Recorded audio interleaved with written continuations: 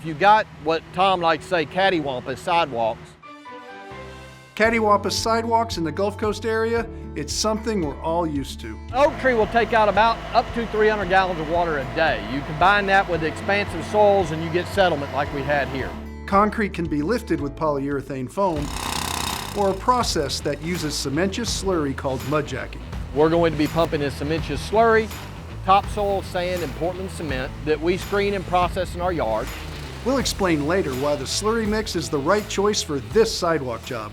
First, here's how it all comes together. Portland cement in this hopper falls down onto the dirt mixture, comes down the belt as it conveys out into the bottom of the auger here. This bar here is where the water is injected into the auger. It mixes in the auger, out the end of the auger, so you got a consistent mix. The result? We mix it to the consistency of about a thick pancake batter.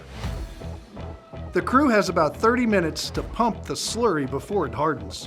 What looks like muddy cement is a precise mixture. You have different things going on different jobs, so we can adjust the mix accordingly. Sometimes we want a high PSI, sometimes we want a lower PSI. Each one of these sidewalk sections weighs about 1,000 pounds. The finesse it takes to get each one back in place makes polyurethane foam the wrong choice for this job.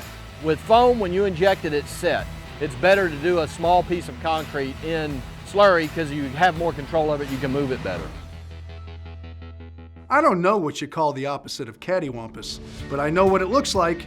It looks like this. Knowing how to raise concrete and which method is best for each job is what makes Concrete Raising Corporation a certified Home Show Pro. For HomeShowRadio.com, I'm Tom Tynan.